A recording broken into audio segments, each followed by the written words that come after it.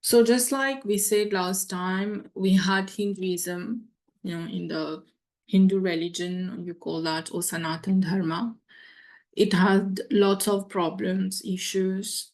Then came Buddhism, after which, during actually the time of Buddhism, we got Jainism also. Okay. Jainism, it is a religion which focuses mainly on values and virtues. You're going to see that throughout here. Okay, so it focuses on the core human values and human integrity. And as I said last time also, that they believe in prophets. They have prophets. The last prophet is known as Mahavir Vardhaman, right? So those prophets, actually, they are liberated souls who came as a messenger,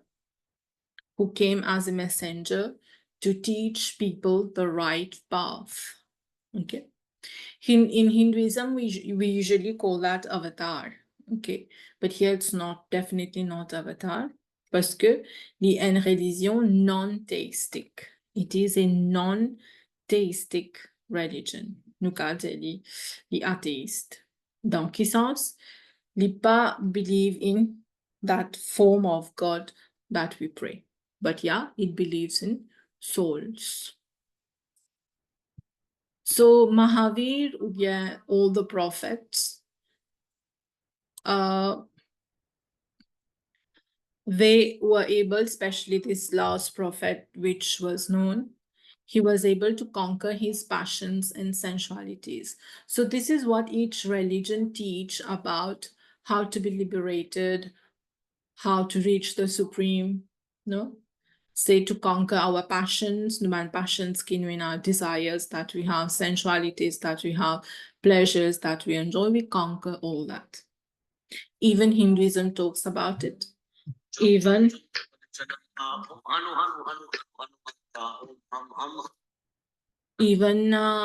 Buddhism talks about it, right? So, the main features of Jainism are it rejects the authority of the Veda. Il pas follow Ved, pareil comme en Buddhism. It does not follow Ved. It is a non-theistic religion. It is a pluralistic system of thoughts, which has emphasis on many selves. Ça veut dire they believe in many souls, right? Samkhya aussi, tu dis ça, there are many souls. It believes in ahimsa. Ahimsa means non-violence. It believes in ahimsa. It believes in karma. Karma, say doing good karmas, what is to be done, and how to be able to get moksha. Its supreme goal is Keval Gyan. Kevala Gyan, say the people like Mahavir, one prophets, they were known as Kevala Gyani. Kevala Gyani, that is those who attained liberation. Jainism is divided into two schools, Digambara and Shvetambara. Digambara are those who they don't wear anything. Okay, Digambar, those who are naked. Because they believe that clothes, everything that we have with us, including clothes, they are material. So they don't wear it. And Shvetambara are those who wear Shweta. Shvet with a blanc. So it made lens blanc. Because white is considered to be pure, right? Their main emphasis is on Triratna. We are going to see the Triratna. Pareil comme Buddhism, tina Triratna. Buddham Sharanam Gacchami, Dhammam Sharanam Gacchami, Sangham Sharanam Gacchami. Jainism aussi, yena Triratna. Triratna with the three jewels. And how to get liberation? By following the three jewels. What are the three jewels? Number one, right knowledge, right faith, and right conduct. You should remember that. Right knowledge, right faith, and right conduct. These are the three ratna, ou bien the three jewels of Jainism. By following this, one is sure to get liberation. Let's see one by one. Starting with right faith. Jainism says that we need to have faith in the teachings of the Tirthankara. Tirthankara says about prophet. Okay, of the prophets. We need to have faith in those teachings, but do not have blind belief. Pas à cause un prophète in dire, you should follow path A, so you follow path A. No, they never say that. Even Buddha never agreed with that. Okay, if you follow the path, you see the path is good for you, you adopt it, you follow it. If not, leave it. So the first thing is to have faith in the teachings of the prophets ou bien of the Tirthankar. Okay. So when we have faith in the teachings, we need to have correct understanding of the teaching. Ça comprend teaching. We need to reason, raisonnement. Should I do this or not? Why am I following this path? Where this path is going to lead me? Then reasoning and wisdom. Wisdom say you choose correctly. You choose correctly the path. So how do we get that firm faith, that right faith? It is attained by intuition and by knowledge. So Jainism, they put great emphasis on knowledge, right? Because knowledge is something which is going to increase or develop our faith. And with that faith, what happened? All the negativity of our life, all superstitions, the bad things, the pride, everything will wash away, will go away. And then what will happen? We will be a soul who will definitely desire for liberation. And right faith, it is also through good work and by being a role model. So if you remember Bhagavad Gita, Krishna said King Janak was a role model. Krishna has told Arjun to be a role model. So what I'm telling you is similarity here. Hinduism has taught the same thing. Buddhism also taught the same thing. And Jainism also taught the same thing. Okay? So the first of the three ratnas say right faith. Deuxième, right knowledge. You have faith, so you are going to acquire knowledge, right? They are inseparable. When you acquire this knowledge, it is correct knowledge of 7 categories. Ki knowledge pour acquire là? We have lots of knowledge. Like you go to school, this is academic knowledge. Okay, but here the right knowledge is learning about the 7 categories. What are the 7 categories? Say you learn about the soul. Bhagavad Gita also Krishna goes about soul. Insentient matter. Sentient, insentient matter. Nous pouvons appeler living ou non-living. Nous pouvons appeler existent ou non-existent. Influx of karmas. Ça veut dire nous continuons faire good karma. There is the flow of good karma. Stoppage of karmic shackles. Auparavant, nous faisons karma qui est accumulé. Right? Now, when we are doing karma, we need to stop that karmic bond. This is what Krishna said we need to do. Nishkam karma. Okay? Then we learn about bondage. We learn about shedding of accumulated karmas. Karma qui nous finit faire dans le passé. qui nous pas qu'à changer définitivement, how to shed that, how to let that account become zero, right? We learn that, and liberation. So right knowledge is having the right knowledge, correct knowledge about the 7 categories, right? Thus, we are able to know our true self. Now, what we call academic knowledge, this is not a way to get moksha.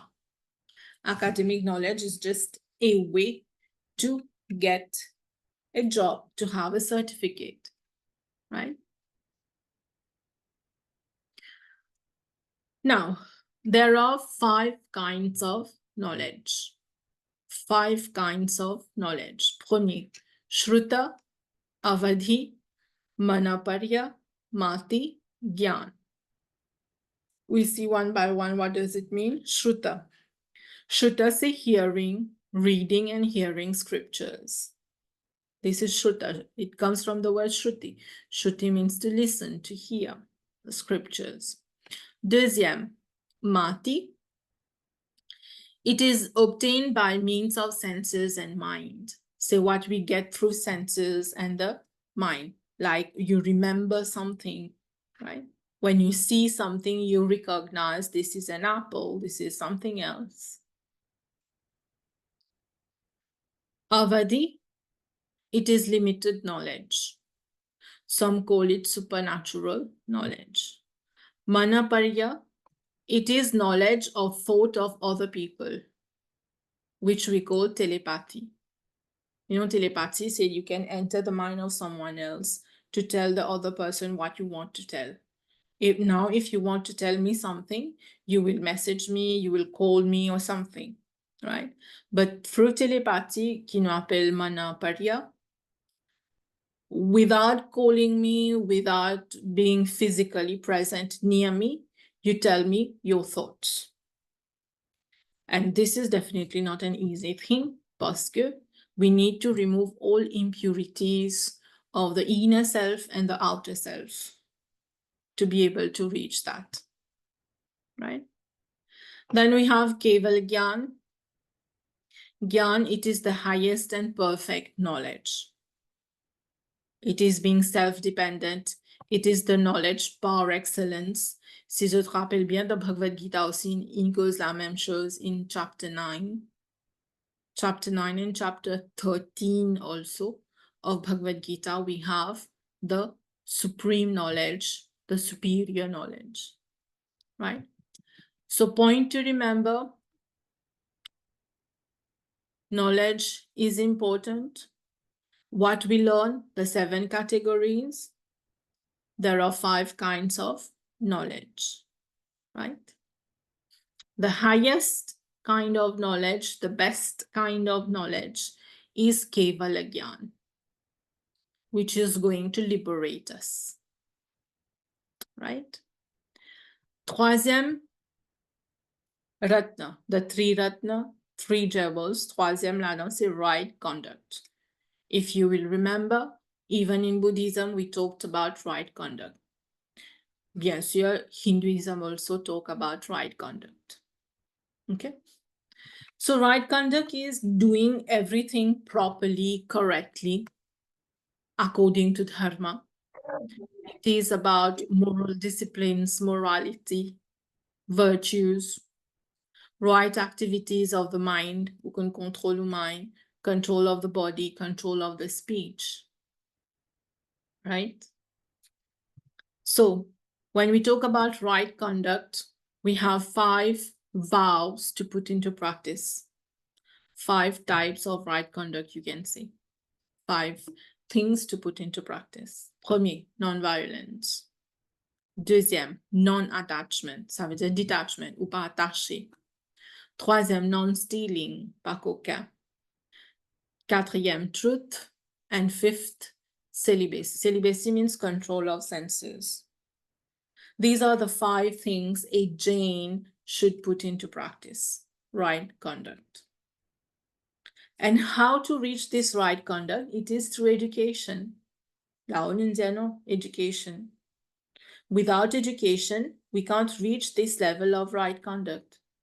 So this is why we call in English, there's a saying which says the end of education is character. We need to be able to mold our character, right? Now, the Jains are very particular about conduct. I don't know if you know that or you have noticed. Jains, some of the Jains, they cover their mouth. Par exemple, nous mettons masque, ben là aussi je te mettais. Not because of COVID, but because they are very particular in terms of conduct. Why do they wear the mask? They cover the mouth. Parce que they believe that when they are talking in the air, there are many germs, many bacteria. So when I'm talking, actually I'm swallowing all these. They are entering my body, they are dying. No? So I'm killing those germs and bacteria. So that's why they cover their mouth. That's why I say they are very particular about right conduct. They make sure they don't torture others. This is ahimsa. They don't torture others. They don't harm others, même unintentionally. Intentionally, they are not going to do it, of course, but unintentionally, they make sure they don't do it.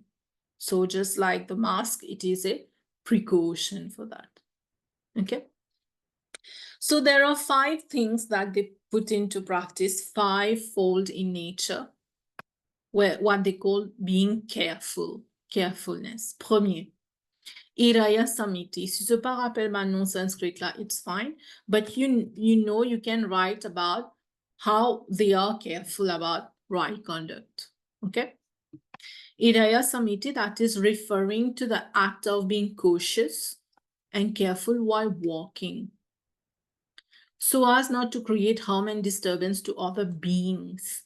Quand on dit other beings, pas veut dire only human beings, but to vraiment, pour ban bébé qui ne peut marcher, ne peut craser, no? They are very careful about that. Parfois, quand nous marchons, nous finissons craser un petit fourmi or something. But they try to be very careful about it, that they don't kill those beings. They don't disturb those beings. Deuxième, bhasma samati, which means carefulness in speech. That is, they refrain from using abusive language. Ça aussi, c'est une forme de ahimsa. Troisième, asana samati, that is strict control of the diet. For example, the Jains don't eat potato, they don't eat ginger, kefir, because they come from the ground. They don't eat things which come from the earth, from the ground. Potato, non? They don't eat that. Why? Because you are killing the plant. Pour bien potato là, vous plante là, non? Even the ginger and pistache, tout ça. You'll have to kill the plant. Des racines plante là, après plante là, oppositely. Des racines plante là means you're killing the plant. That's why they have strict control upon their diet. Par contre, they eat other things where they don't have to kill the plant. Let's say a pumpkin, for example. To have the pumpkin, you don't have to kill the plant. To eat a mango, you don't have to kill the tree, right? So they are very strict about it, and of course, they eat vegetarian food. Then is Adhanipeksha Samiti, which is use of objects and proper handling of those objects. Let's say you have your shoes when you come at home, you know, in a monde fait ça, je dis un soulier là-bas, ou bien they put something somewhere not at the right place, no? So when they use objects also, they handle that objects properly. Pas qu'ils nous disent un savate ici, un savate l'autre côté, non. malgré they are not living entities, nos savates, nos souliers, whatever things we use at home, they are not living entities, but they are helping us to live. Pour nous marcher, nous pas gagner mal dans les pieds, we wear the shoes. No? So we need to handle objects also properly. Et dans une manière, comment dire, quand je pour garder ça fait l'eau la table, je zetli. Au fait, je pas jeter zut, but la façon c'est comme ça. But this is actually wrong parce que we need to put the thing properly on the table, not throw the thing. This is called the use of the objects and handling the objects properly. Troisième, c'est Tapan Sanmati, which is personal hygiene, and cleanliness. This is, of course, very important. Personal hygiene. Inner and outer, of course, right? So the Jains are very particular in that, in right conduct. Donc, these are the three Ratna of Jainism. Three Ratna of Jainism say, premièrement, right faith, the three jewels of Jainism, right faith, right knowledge, and right conduct, right? Following all the three will lead us to moksha, will help us to be disciplined, to follow dharma, to have equanimity in our life. What you call equipoise, no Bhagavad Gita chapter 2. Krishna said that, equipoise. So you see similarities here. Différence, c'est quoi, me disais déjà commencement que Jainism, li reject the authority of the Ved. Par contre, Hinduism, li accept the authority of the Ved. But en général, if you're going to see the purpose of the religion, Jainism, Buddhism, and Hinduism, their teachings, they are very similar. Okay, so you should prepare yourself for a question like this about their similarities as well. Okay. Liberation in Jainism, I told you how to get that. Say by following the three Ratna, the three jewels of Jainism, and then we are going to release us from the bondage. Okay, release us from the bondage, and we will be called, libération, we will be called Kevala Gyani. Nous appelle nous ban Keval Gyani. Now, what will happen when we are following the three Ratna? One is liberation. Now, if one doesn't get liberation, there is rebirth. There is rebirth parce que peut-être il y a encore travail le suban karma. So definitely the person is going to take birth again. But since the person is performing better karmas, so definitely he or she can be take rebirth as a human, right? And finally liberated. Good.